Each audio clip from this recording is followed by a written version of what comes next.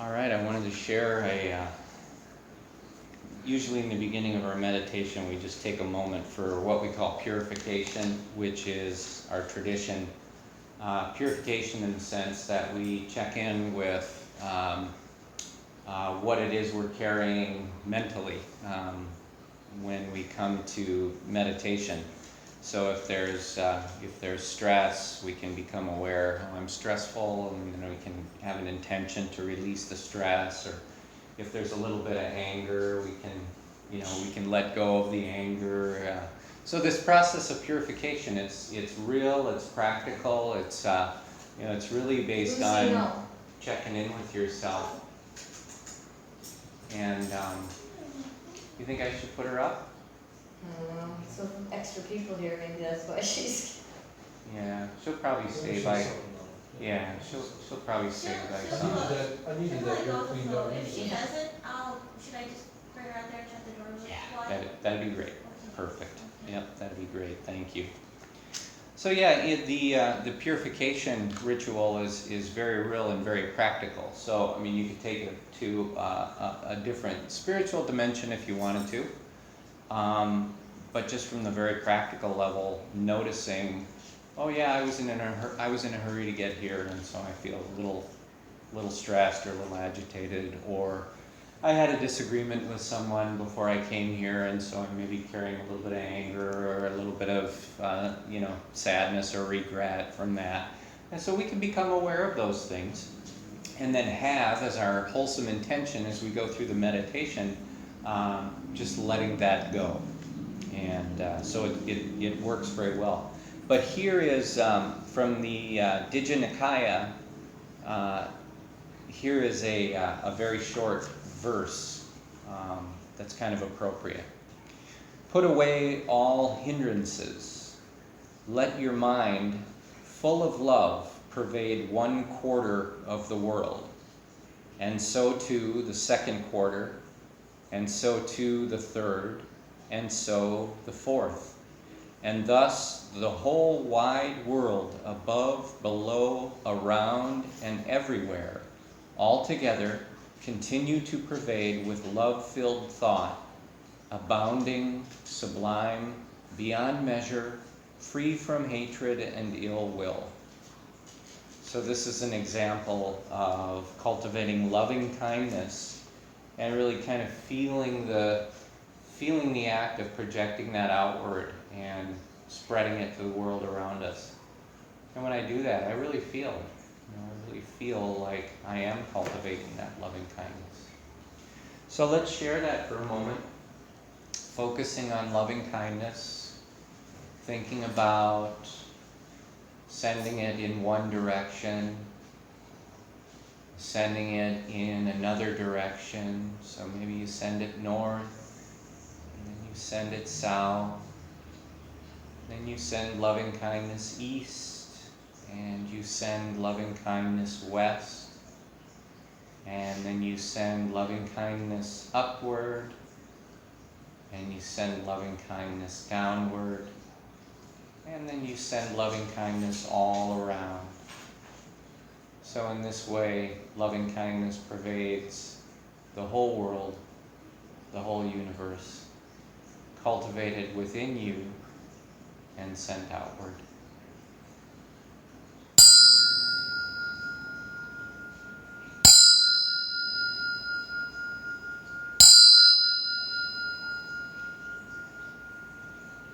Let there be peace.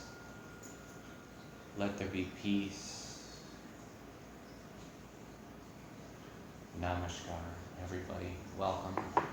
Welcome. Happy 4th of July. I also find that the cultivating of loving kindness practice really does take the edge off if I'm feeling a little grumpy or feeling a little upset anyway. Just cultivating that loving kindness, it softens it. So it's a wonderful practice. But anyway, why don't we do our meditation together? So this is a great time to get comfortable, however you want to do that, whether you're sitting or laying. Find a posture that's going to be suitable for your body for a period of time. And get rid of any of the obvious sources of conflict in the body, and that's a real good head start.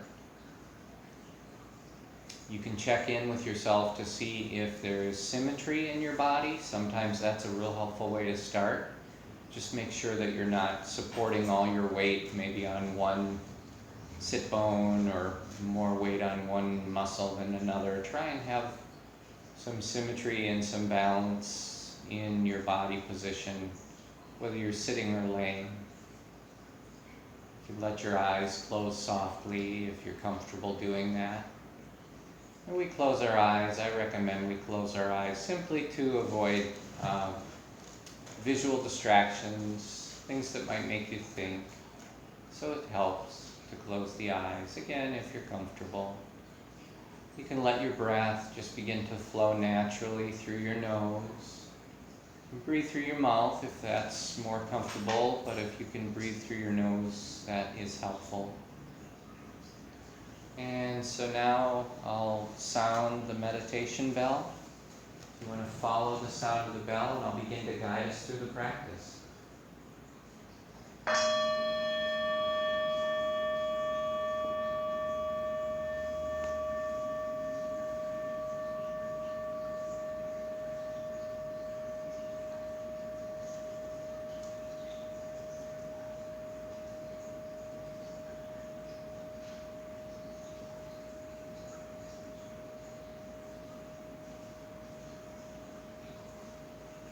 Follow the sound of the bell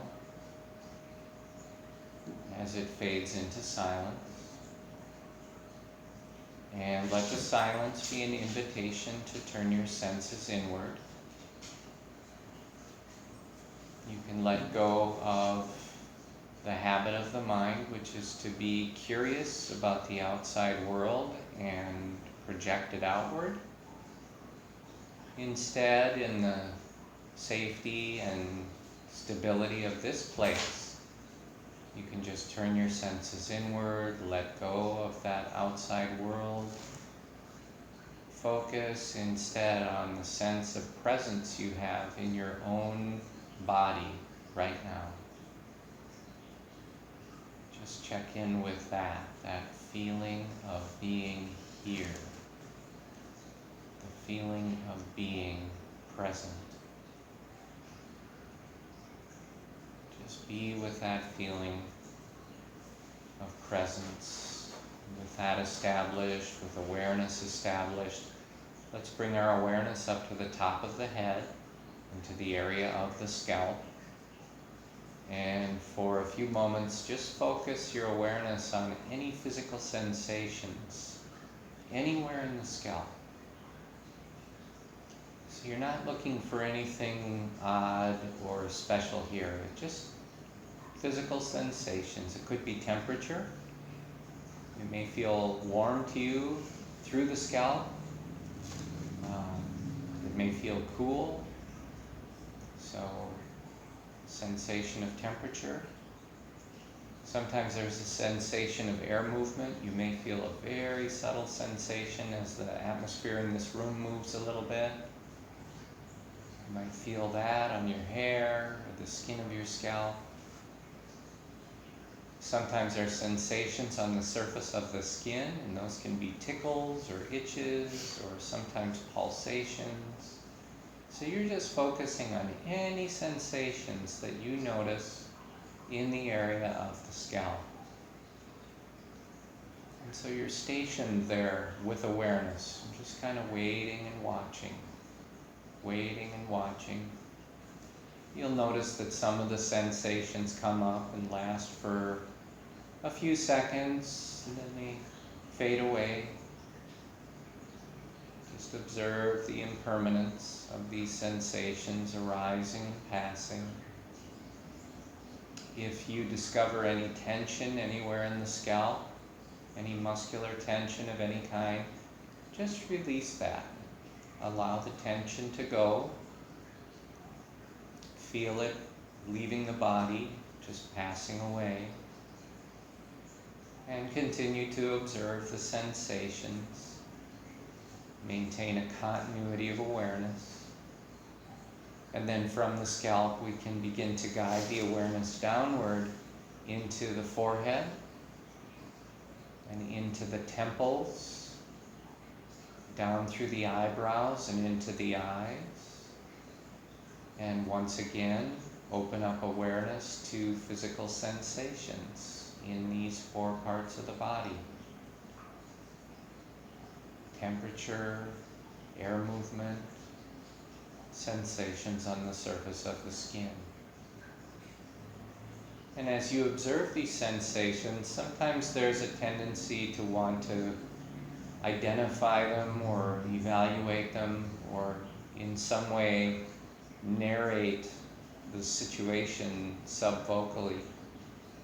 If you notice that tendency coming up, just let that go too and allow the experience, allow the feeling of the sensation to be the most important thing. Don't think about it, just feel it, be with it, experience it. If there's tension in any of these areas, if your brow is furrowed, or your temples are tight, or if your eyes are squinted, any tension in any of these areas, just let it go, release it. You can use that image of the butterfly if that's helpful. Discovering a butterfly trapped inside on a warm summer day. With a heart of real compassion and kindness, you might walk up and cup that butterfly in your hands very gently and carry it outside. And let it go in the trees, in the garden. So if you encounter tension in your body, release it in the same way. Just with a real softness. And then from the temples, we can start to guide the awareness downward, further down into the ears. As I start to name some of the parts of the body now, just follow that simple process of observing the sensations and letting the tension go. So doing that in the ears. And then moving that awareness forward. See if you can feel the flow of awareness moving forward through your face, through the cheekbones. And from the eyes, feel as the awareness flows downward. It's passing through the nose and lips and mouth and chin. Observing all the sensations, just noticing what's there. Watching as it arises, as it passes. Any tension you discover, allow it to leave the body. Check in with some of the areas where tension frequently occurs, the jaws. See if your teeth are clenched and soften them. See if your lips are pursed and let that go. And then from the chin, we can start to move our awareness downward into the neck. Feel it moving through the throat. See if you can really feel this flow of awareness. There's a discernible energy to it. Just feel that awareness flowing through the throat and then moving outward through the sides of the neck. Moving around to the back of the neck, just noticing those sensations objectively, letting go of tension in the neck, keeping just enough tension to maintain your posture and no more. And then you can allow the awareness to flow down into the shoulders, feel it moving outward, opening up to the sensations. Anything you feel, nothing you're supposed to feel, just whatever's there for you. Sometimes in the shoulders you'll notice the sensation of contact if you're leaning against a chair or if you're laying on the floor, you might feel that contact. Sometimes you'll feel the contact between your skin and your clothing, between your skin and your shirt. So these are just simple sensations to be observed. And let the tension go from the shoulders, let them drop if they're shrugged, just let them soften. And then from the shoulders you can let the awareness flow down into the upper arms. And just feel it as it moves downward. Feel it in the biceps, all the way up and down. Feel it in the inside part of the upper arms. Feel it moving through the triceps. Feel it moving through the outside part of the upper arms. And again, you're just with the sensations, knowing them, letting tension go. You can allow the awareness to flow down through the elbow joints. Again, try to feel that flow of awareness. And you'll find the awareness itself is a very soothing thing, very calming as it moves through the body, passing through the elbow joints and down through the forearms. Feel it moving downward.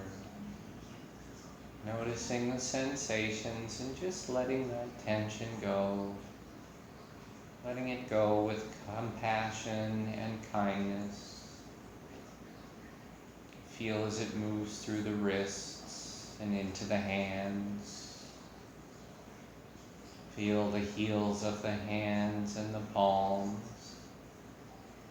There's different sensations there, and then as you move around to the top of the hands, there are different sensations. And feel the thumbs and fingers. Let the tension go in the hands. You can move your awareness down to the tips of your fingers and the fingernails. And spend just a few moments focused entirely on the fingernails. See if you can detect any sensations there. Sometimes there are very subtle sensations in the fingernails. Just observe. And then from the fingernails, we will move up to the top of the chest, moving awareness across the collarbones, letting it begin to move downward through the chest.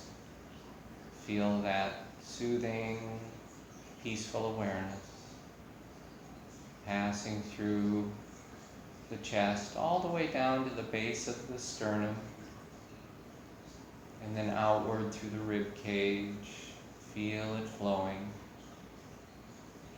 Noticing the sensations and letting all the tension go. And then you can move the awareness to the underarms. Feel it in the underarms and let it begin to move down through the sides of the body all the way to the waist. Observing the sensations, letting the tension go. And then from the waist you can bring the awareness forward into the belly.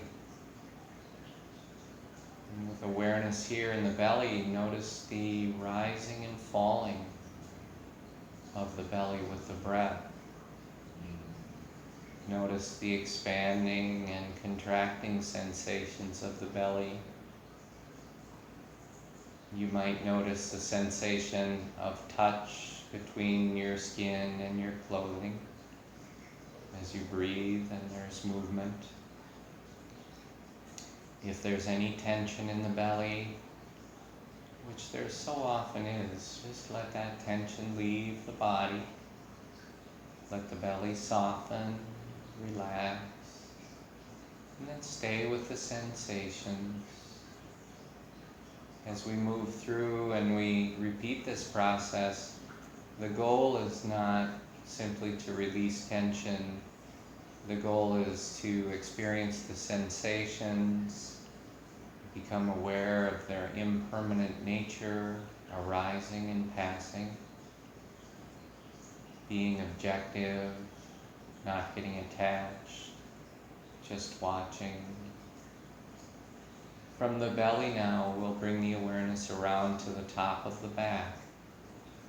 And we can start at the base of the neck, let the awareness begin to flow downward through the shoulder blades, through the upper third of the back. Again, notice the feeling of the movement of awareness. If there are any sensations in the back that are difficult or unpleasant, perhaps pain or fatigue, sometimes we can get kind of hung up on these areas. It can be difficult to let the awareness flow because we're thinking about the discomfort and kind of pushing away, disliking it, experiencing aversion. And this can make it difficult to flow the awareness, and it can make it difficult to let go of tension. But it's helpful to become aware of the expansiveness of your own awareness, that it is possible for you to be aware of these difficult sensations, and rather than reacting to them with negativity, allowing more and more space around them, just giving them as much room as they need, letting them be just as they are, not reacting with aversion, just letting them be, moving awareness through, feeling awareness moving down through the middle third of the back now. And repeat that process. If there is coagulation of the awareness energy around pain or discomfort, just add space, add expansive awareness, add acceptance. Let the awareness flow down through the lower third of the back now, observing the sensations, letting the tension go,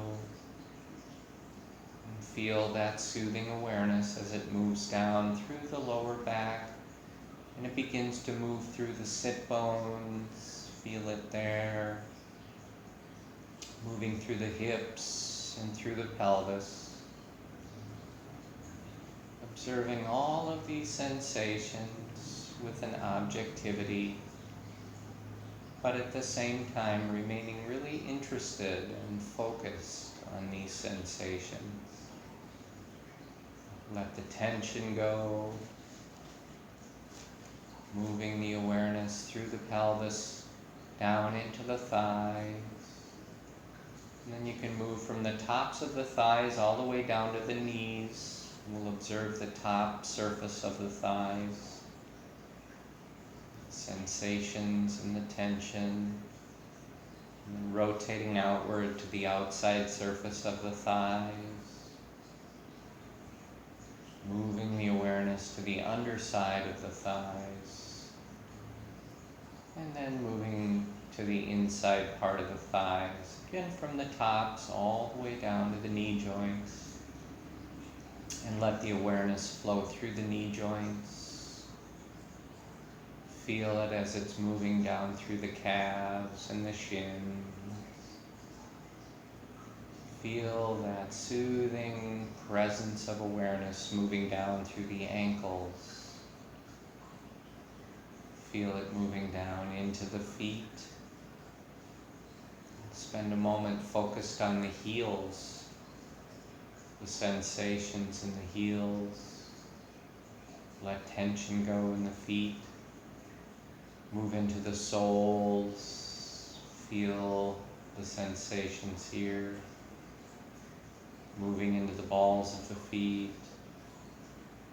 And then moving around to the tops of the feet. Just observing. Sensations come and go.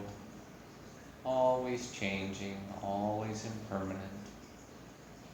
Moving awareness down into the toes now. And then finally bringing it into the toenails. Once again, let's just focus on the toenails for a few moments. With focused awareness, noticing any sensations. Any sensations. This helps to sharpen the awareness, sharpen the ability of the mind, strengthen its ability to stay focused. And from the toes now, we'll bring the awareness once again up to the top of the head, up to the scalp. And this time at your own pace, you can begin to guide the awareness back down through your body.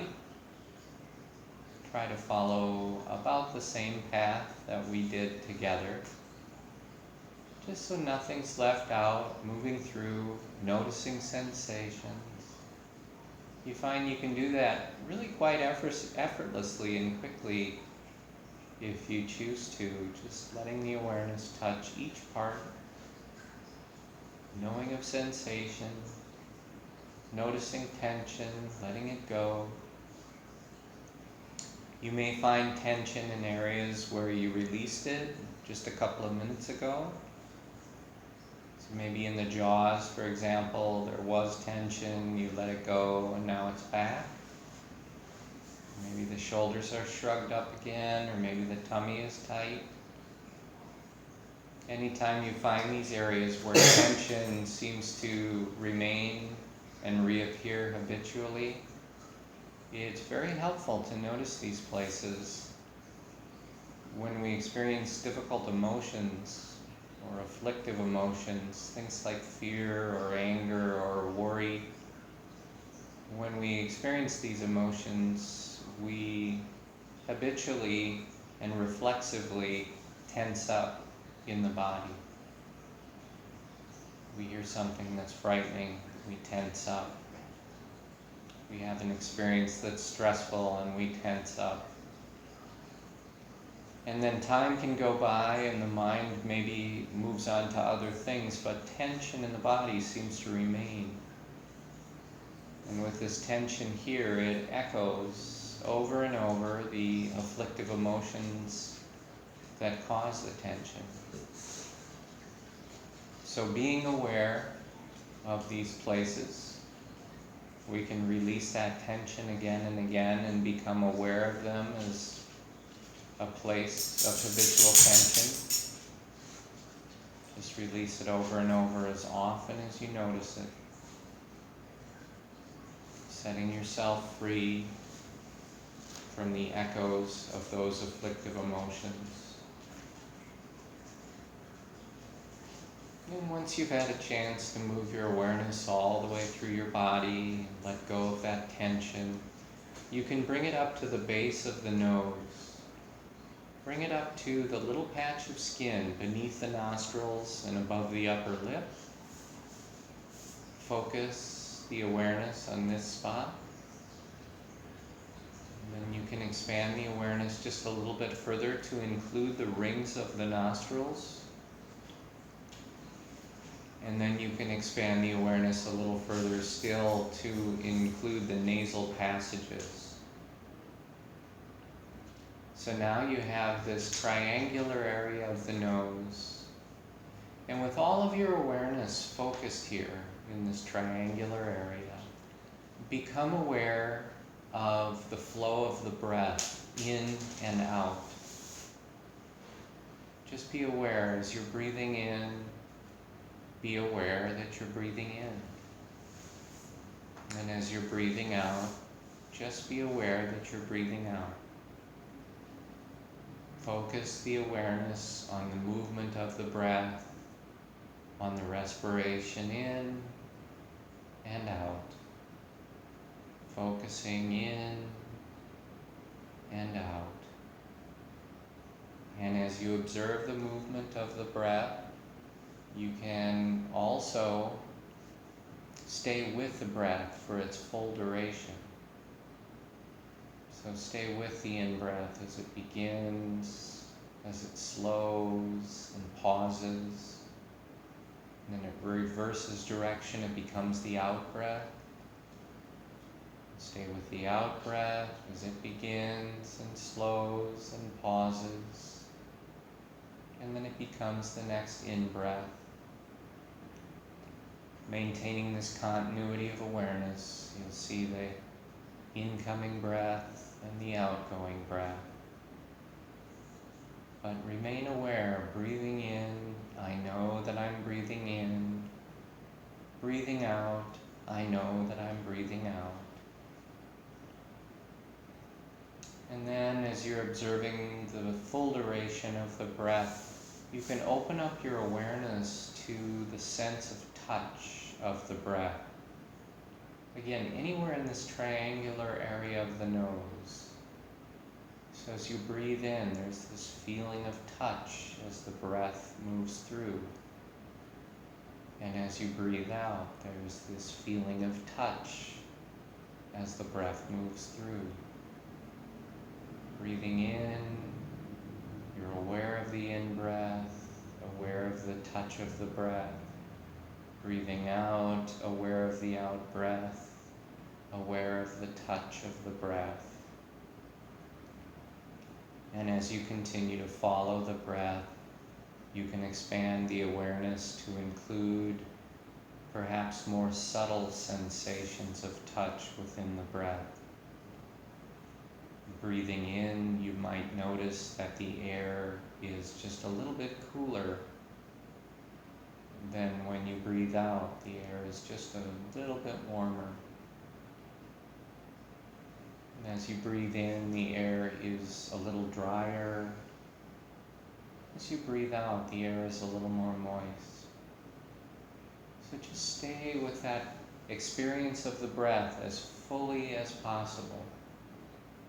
Stay with the in-breath, stay with the out-breath, the movement of the breath, the touch of the breath, the sensations of the breath.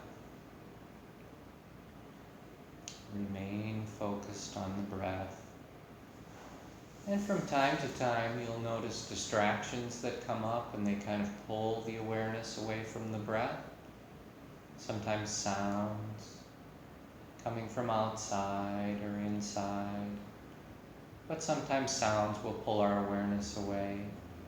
And in the very moment that you notice that, this is a wonderful moment. Simply recognizing the distracted mind, bringing the awareness back to the nose, and simply reestablishing awareness of the breath. Very simple. Just let go of the distraction, no reaction. Just let go, focus on the breath. And sometimes distractions will come up as physical sensations. Sometimes there'll be a little ache or pain or a tickle. And this will pull the mind away from the breath. But at the moment of awareness, the moment you notice this, it's a wonderful moment. It's a moment of awakening. Simply guide your awareness back to the breath. Bring it back to the triangular area of the nose. Focus again on the movement of the breath and the touch and the sensations of the breath. And just stay with it. And after a few breaths, you might find that the mind has wandered again, thinking or remembering or planning. If you see this has happened, again, a wonderful moment of awakening, of discernment.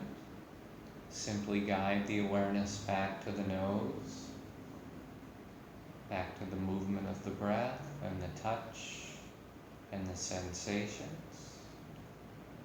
And there's no need to react in any other way to the distractions other than noticing and returning to the breath. And you'll find that all of these distractions just naturally take care of themselves. They arise, they pass away. We remain focused on the breath. Focused on the breath, letting everything else go. Now let's practice together in silence for just a few minutes, staying focused on the triangular area of the nose, working with distractions skillfully. Stay with the breath, and in a few minutes I'll sound the bell to end this meditation.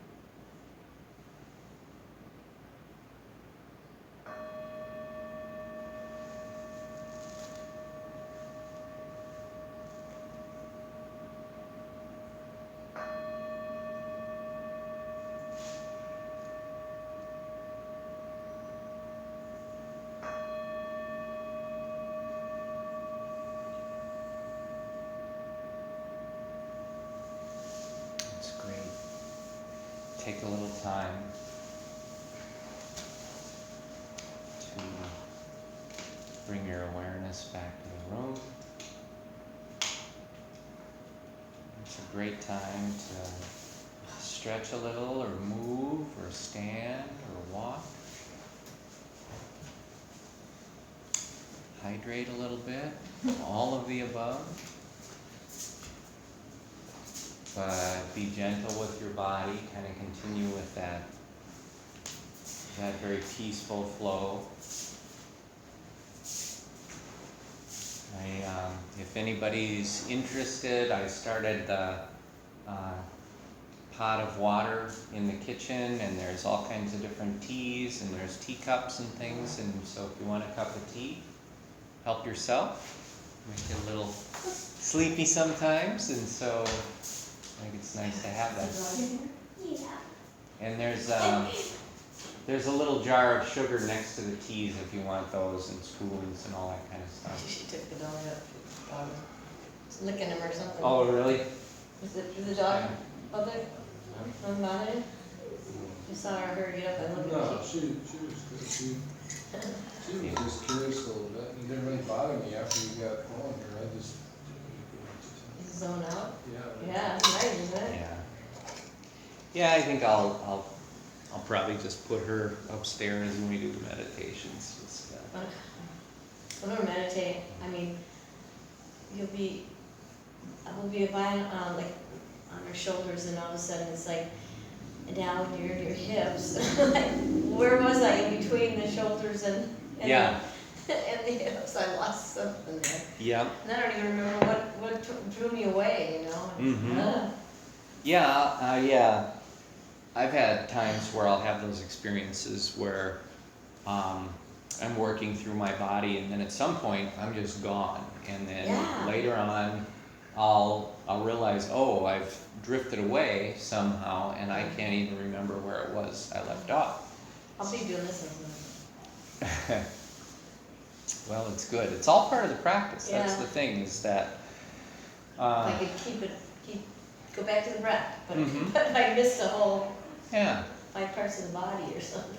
Yeah, but we lose the focus, and it's just, it's natural for everybody, and so every time we catch hold of that, and then we bring it back, that's strengthening the ability of the mind to remain focused and stay there longer and longer. So it's not necessarily a continuous improvement, but you definitely see it over time, that just, oh yeah, less distraction this time. Or sometimes things will happen that would normally really distract you, and not a big deal, like tonight, the dog being in here. Sometimes, have motorcycles outside or whatever. You want to sit up here when you stay there? Oh. So we'll,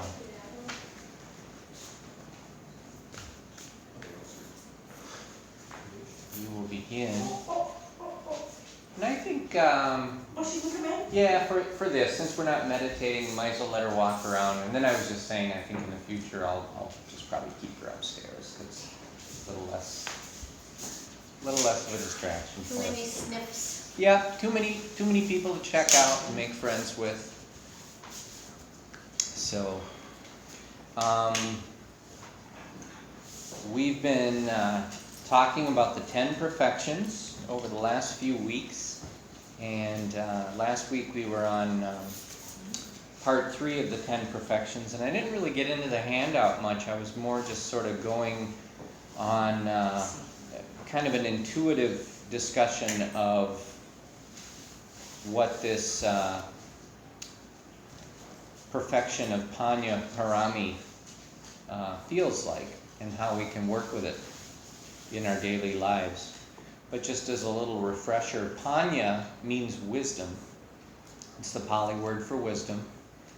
But it's a special kind of wisdom that allows us to end our reflexive reactions to the ups and downs of life, and helps us transform dukkha, the word for stress, dis-ease, unsatisfactoriness, or suffering. It helps us to transform that into joy and freedom. I'm not sure, I think Pete would need for sure part 3. Here's more part 3s. Judy will need. Yeah, I haven't been here for a while. Okay. Yeah, that's what I do. I have a part, let's The other see. parts are out in the hallway. I actually have them here. I have part 1 and part 2. Is this tonight? Part 3? Yep. Yeah, and I actually handed that out last week. I got But one. yeah, take You have another one? copy if you want. Oh, I have last week's show. So- That is it, that, I'm speechless, that's beautiful, that's beautiful. But it turned out. Part 1 and 2 for Pete and for Judy. Thank you.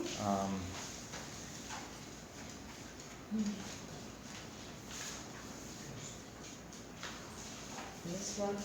Oh, this is part, I can't say it right now. Is it 2? I think this is That's one. 2. Okay. Oh, is it 2?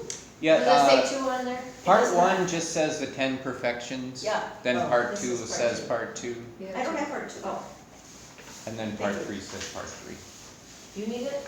You have it? I have part 3, and then Ruth gave me part 1 and 2 last week. Okay. Wonderful. Okay, but you don't need this one. So we're good. I think everybody's covered. Thank you so much. So this one has been particularly helpful in my life, and my life is very similar to everyone else's life in that over the years I just developed sort of habitual reactions to certain things, certain events, My habitual reactions were often based in some sort of negativity, like, somebody might say something, then I would feel offended and I would get defensive, or I'd get angry, or there'd be times where I'd see someone and I would just automatically maybe go into a state of sort of judgmentalism. And a lot of times if you're being judgmental, there's negativity around that. A lot of times our judgmentalism isn't like, oh, what a wonderful person. I mean, sometimes it is, but there's that negative aspect of it. But this panya, this wisdom, this really is something that helps us to end that reflexive response, just that reaction to everything. So it's very transformative, very helpful, and it's relatively simple to grasp this. So I'll talk a little bit about what panya, this type of wisdom, is. In the teaching, it's perfected by renunciation, which simply means when you renounce, you're renouncing your attachment to different things that cause you to be angry or upset. So if you have an attachment, for example, that says, I need to look a certain way, and I need to be perceived a certain way, and respected in a certain way, if you become aware of that tendency within yourself and you say, I know that that's causing me to suffer, I'm willing to let that go. So that's the renunciation we're talking about, is recognizing those things in ourselves that we're attached to that are hanging us up. And they're causing us some difficulty, and they're causing us some suffering. And so we become aware of them and we voluntarily renounce them. We just let them go. So it's not a renouncement with anger or hostility, which is sometimes the way we might think of renouncement, but this is really, I noticed this. I noticed this going on in me, and so I'm willing to let that go, because in that letting go, I'm free.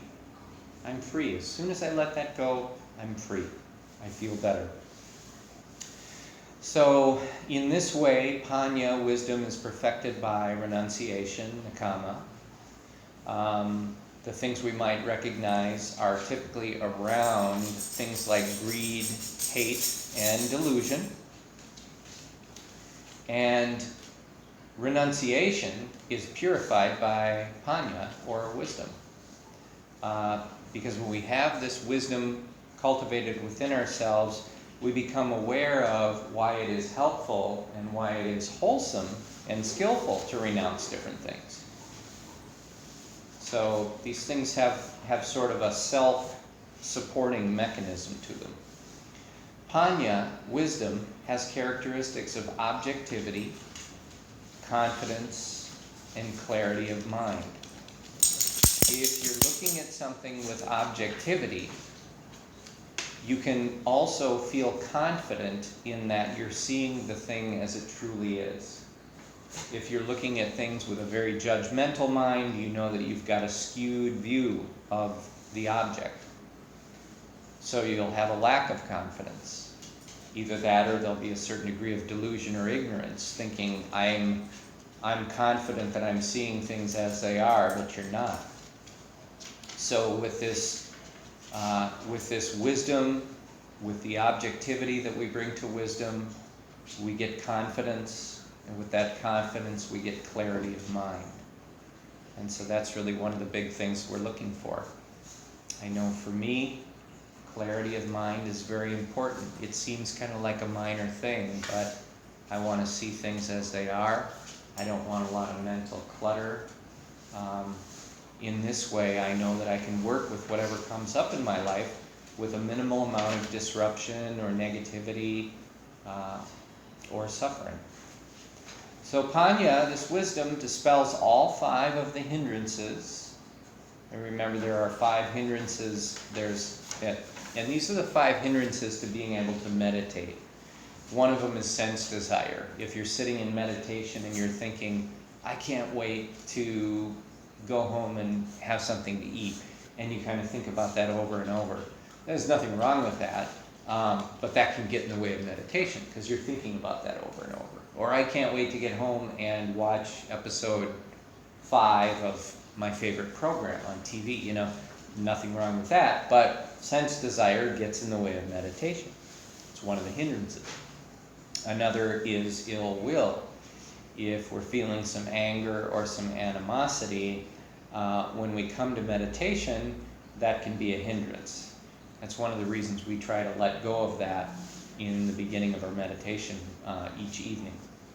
And then physical sloth and mental torpor. If you've ever been sitting around the house pretty relaxed and you think, I should really meditate, and then you kind of talk yourself out of it, that's physical sloth and mental torpor. It's like, no, that's too much work. It's too much work to meditate. I think I'll just continue to lay here and read or watch TV. So those can be hindrances. And then also worry and restlessness. If you're really concerned about something that's going on, a loved one or a family member or some event that's coming up, that worry and restlessness gets in the way. And again, none of these are moral judgments, and none of this is like it's wrong to have these. We're just saying these are things that get in the way of meditation, so if you're aware of them, you can kind of clear them out of the way. And then the last of the hindrances is doubt. Sometimes we'll think to ourselves, well, I wonder if this practice really is effective. I wonder if it really does work. And so when there's doubt in your mind, you know, it can cause you to abandon the practice. So being aware of these things and letting go of them, renouncing them, you'll start to have this clarity, this confidence, this objectivity. Here's a little quote from Ajahn Lee. He's a monk, a teacher in the Thai forest tradition. And he's talking about discernment. And in this case, discernment means wisdom, this panya, this high degree of wisdom. Discernment comes from observing causes and effects. And right there, that just says objectivity. Discernment comes, wisdom comes from observing causes and effects. So almost like a scientist who's there with a clipboard running different experiments on things and seeing, okay, when this happens, that's the result. When this happens, that's the result. I see causes, I see effects. Looking at that objectively, we have discernment.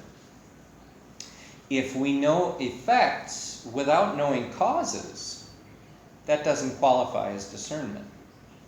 If we know causes without knowing effects, that doesn't qualify either. We have to know both of them together with our mindfulness and alertness. This is what qualifies as all-around knowing in the full sense of the term. This knowledge, when we meditate, comes in 5 forms. So he's talking about this discernment now, observing cause and effect. One of the ways we might observe cause and effect is if we're meditating and we hear a sound that distracts us and we hear a sound that annoys us, we might notice that's cause and effect. I hear a sound, it distracted me, I'm trying to stay focused, I'm a little annoyed by the sound. Or, could be lots of different things. I'm meditating, suddenly I have a pain in my back. That is the cause, and the effect is distraction from meditation. So cause and effect, cause and effect. This knowledge, when we meditate, comes in 5 forms. The first one, we find within ourselves that some things are caused by the properties of the body. So you're sitting, you may experience different bodily sensations. You may hear different sounds, but it's properties of the body that allow these to be experienced. The second one, some are caused by the mind. So you might be sitting and suddenly think to yourself, oh yeah, I have to remember to call so-and-so on the way out of here. And you might repeat that to yourself a few times, trying to kind of embed it in your memory. Well, this is an example of something that's caused by the mind. It's a memory, it's something you want to try and remember. Sometimes it could just be a memory. Sometimes it could be an image. Sometimes we have strong images when we meditate. We might just picture something. Could be anything. So that's the second one. Some things are caused by the mind. Third is some causes come from the mind but have an effect on the body. An example of that might be thinking about food. You are thinking about some delicious food, and then you might start having an effect on your body, feeling hungry, feeling your tummy growl, your mouth water. These are just real simple examples, and they could be other things, So causes that come from the mind but have an effect on the body. Another one might be anxiety or worry or stress. That starts to come from the mind because you're imagining some scenario. And when I say imagining, I'm not meaning making it up, but I'm saying you're thinking about some thing that's frightening, worrisome, and then you start to feel that in your body. You feel that dis-ease and agitation. Maybe your heart starts to pound, or you feel a little shaky. So again, caused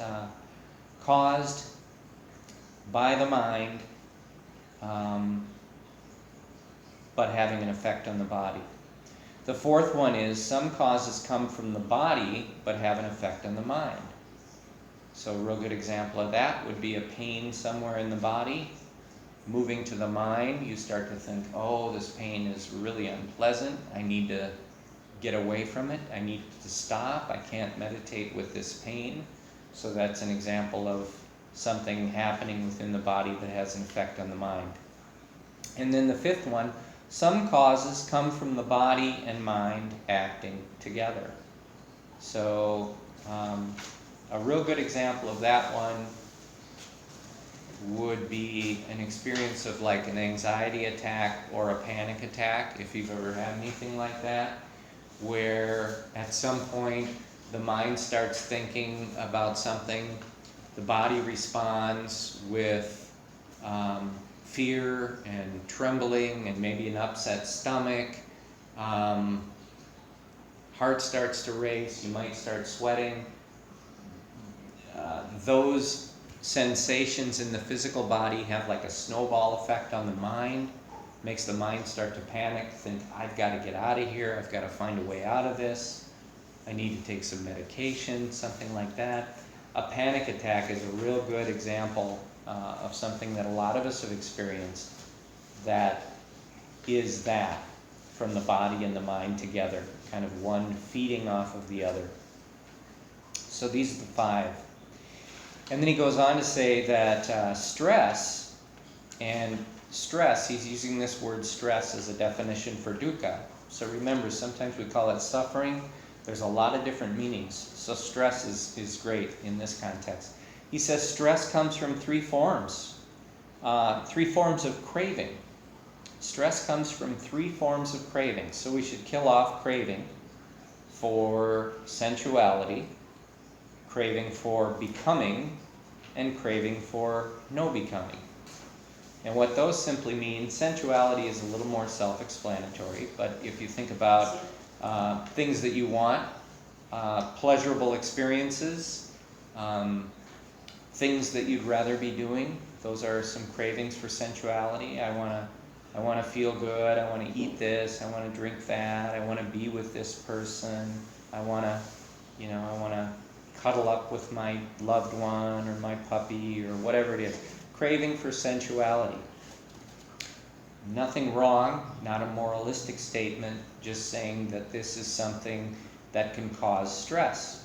And how can this cause stress? Well, if you don't get it, you're left with some stress, right? I really want to be with the person I love. Well, if I can't be with that person, then I'm left with stress. I'm left with feeling down, feeling anxious. So you get the idea on sensuality. Craving for becoming. This is, I want things to be a certain way.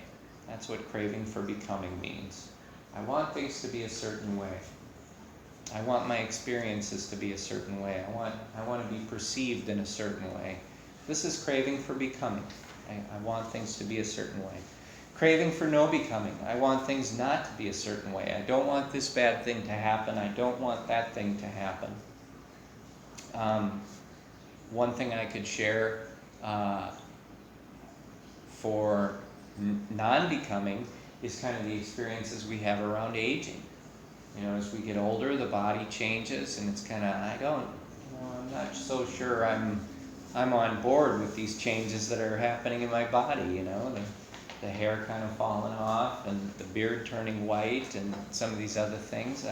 I don't know that I want that. I mean, this is kind of craving for non-becoming. Sometimes craving for non-becoming can even take the form of not wanting to be alive anymore. You know, some people have that experience of craving for no becoming.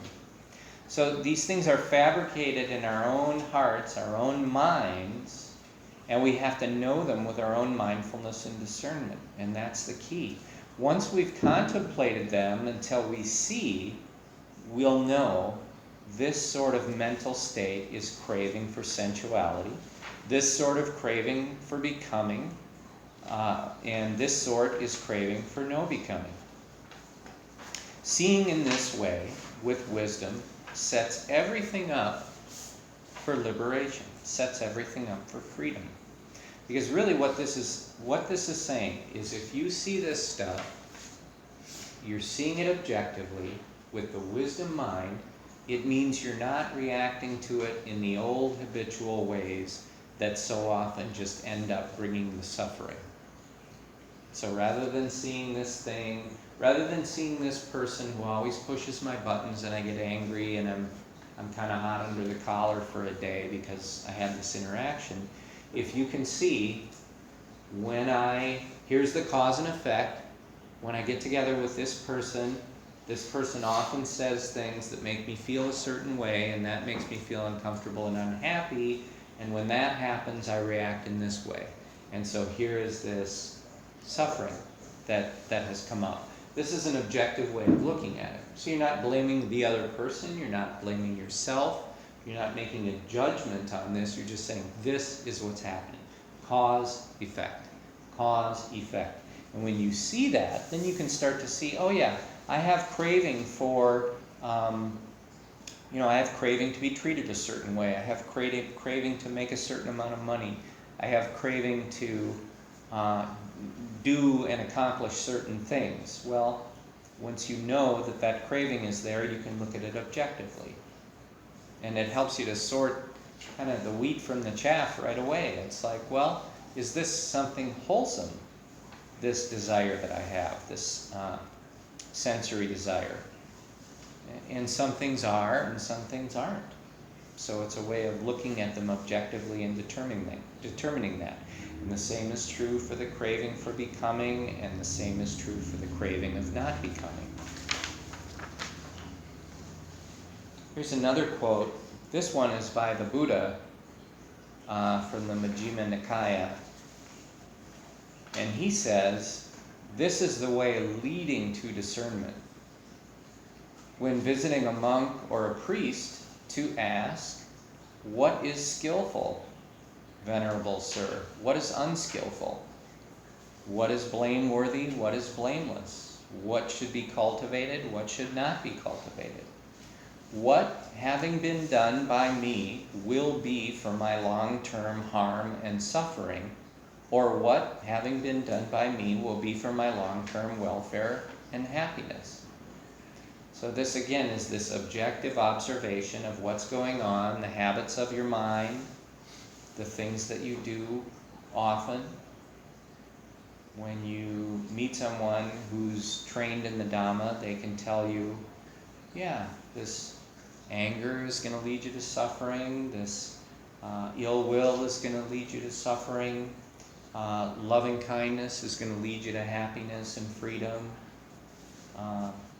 And we can also, because we have a degree of wisdom, we can tell ourselves that as well. There are 3 types of panya, 3 types of wisdom. I talk about this from time to time, but it's really helpful. The first is Suttamaya Panya. This is the wisdom acquired through hearing. And it's interesting because if you read different suttas, which are essentially Buddhist teachings, many of them start off with the phrase, "Thus I have heard." And so these are monks who, after the Buddha passed away, started to record these teachings. And so they would often start with, "I learned this from him. I heard this from him." So if you ever notice, you see that "thus I have heard," that's why. So the first type of wisdom is dhamma-vicaya, and this is wisdom acquired through hearing. So when we talk to each other and we learn in settings like this is dhamma-vicaya. Or if you read a book, in the ancient tradition it was all done orally, so that's why hearing. But now we have, of course, text. We have written text, so you can read a book, and there's wisdom acquired through hearing. It's the same type of wisdom, through reading a book or through listening to an audio,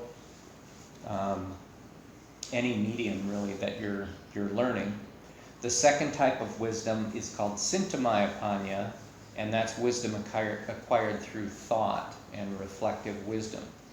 And so for a lot of us, as we're sitting here in these talks, kind of the next thing we do is we start to kind of work with those concepts in our minds and say, okay, so in my own experience, when I do this, this happens, and when I react this way, that happens.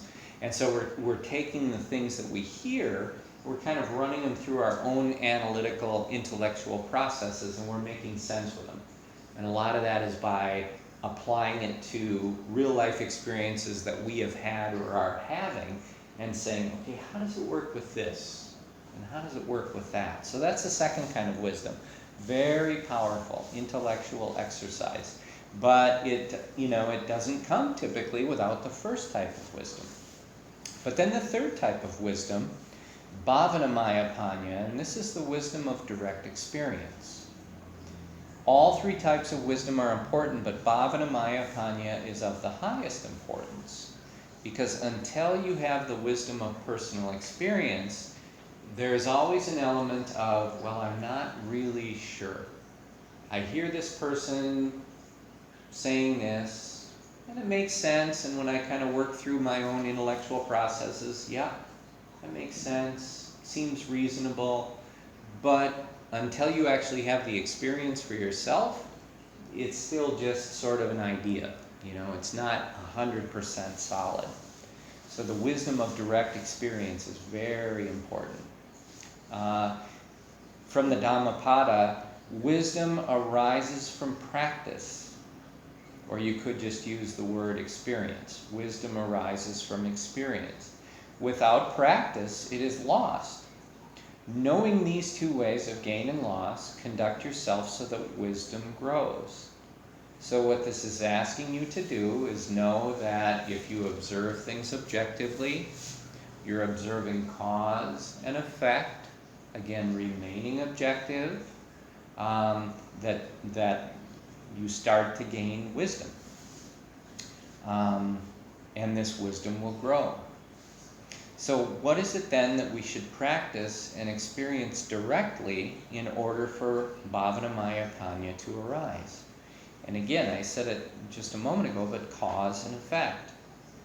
So how do we observe cause and effect in a way it's not just when I do this, when I touch the hot stove, I burn my hand. There's cause and effect. So if I keep touching it, I'll suffer. If I stop touching it, I won't.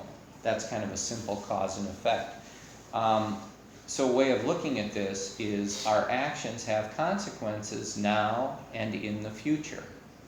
This is the meaning of the word kama, or the word karma is the other way that the word is spelled and pronounced, but it's the same thing. The word kama means action with intention. Action with intention, or action motivated by intention. And there are three types of action which bear fruit: physical action, vocal action, and mental action. Society places the highest importance on physical action. So if you look at people who get in trouble with the law, it's usually due to physical action, right? If you steal something, physical action. If you harm someone, that's physical action.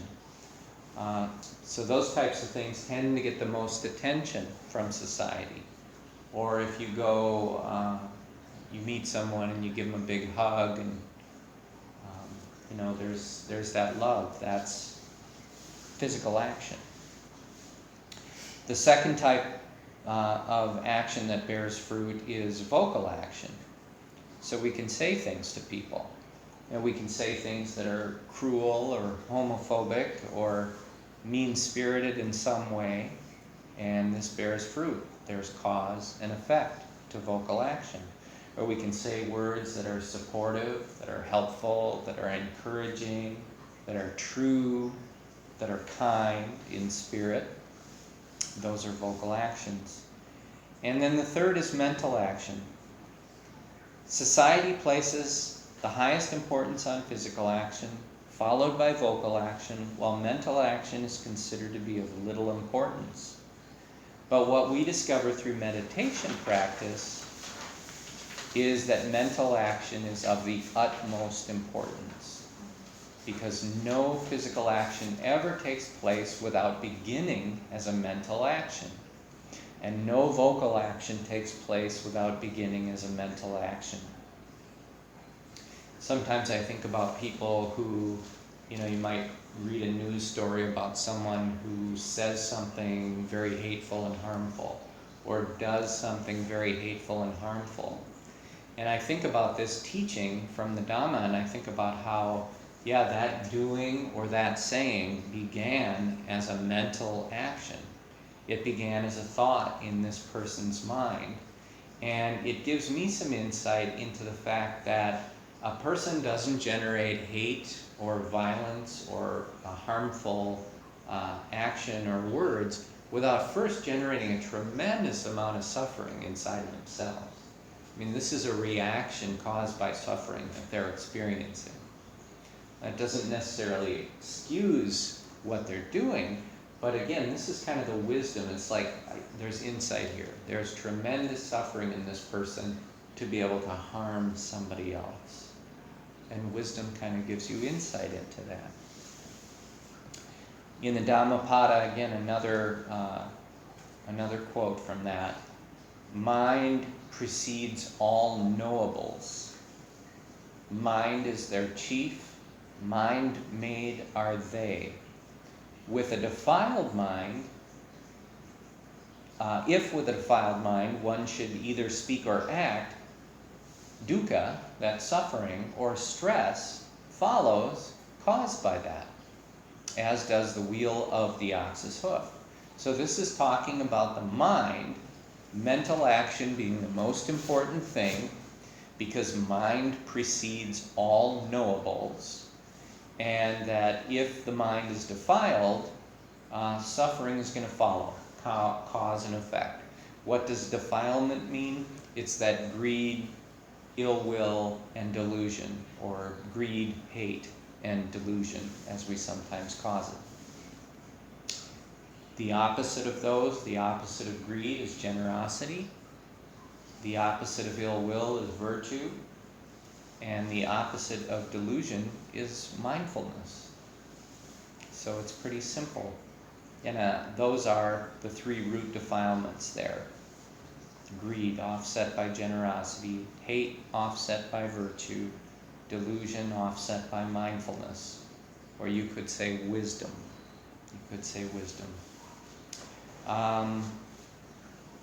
There's a little bit left here on this one, but these are going to require a little bit of conversation and explanation as we move into the anicca, anatta, and the dukkha.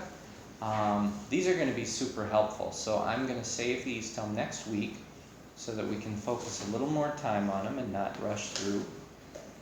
And we're running down on time. Any questions on any of this, or any of this? Kind of wondering.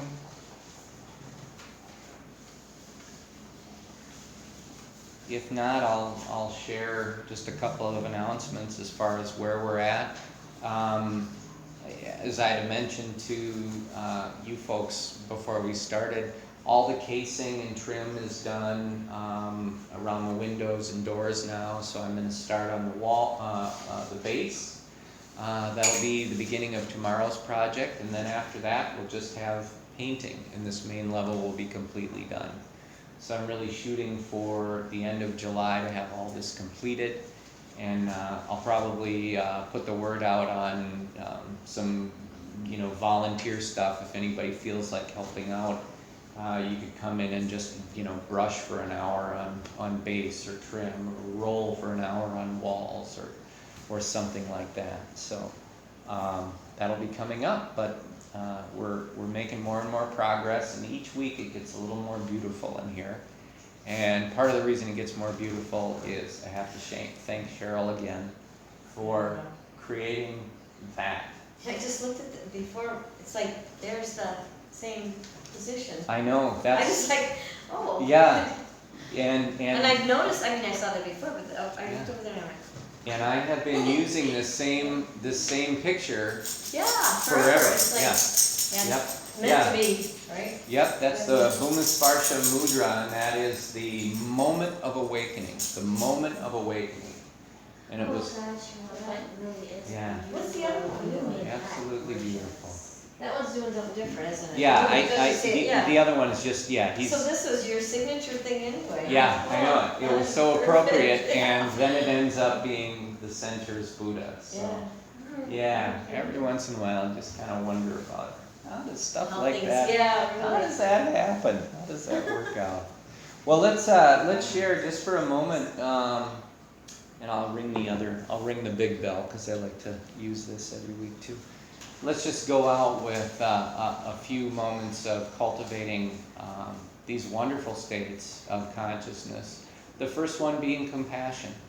Thinking of the suffering that we experience in our own lives and how difficult that is, and how we wish to escape that suffering, even during times where maybe we kind of brought it on ourselves because of mistakes we've made or things we've done wrong.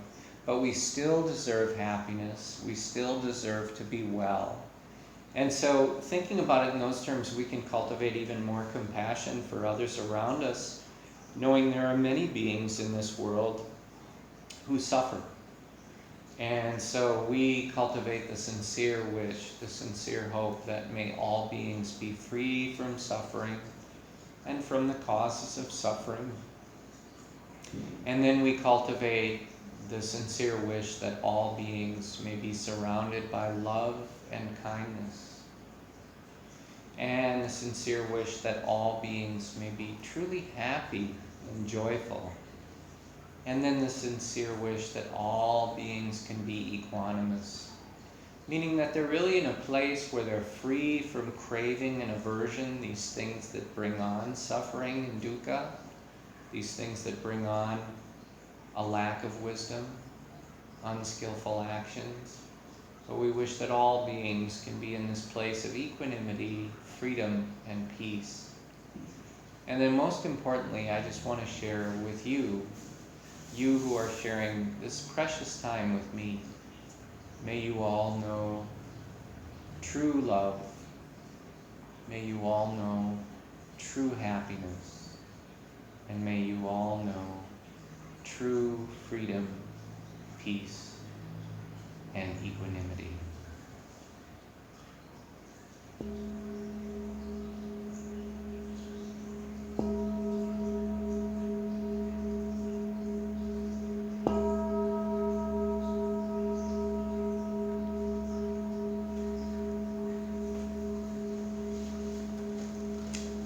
Namaskar, everybody. Thank you so much for coming. Thank you for the tea, it was wonderful. Yeah, I just thought it'd be a little helpful because sometimes when we get so mellowed out during the meditation, it gets a little yawny for the talk. So, and I'd like to say the talks are exciting enough that you wouldn't need tea, but it's a good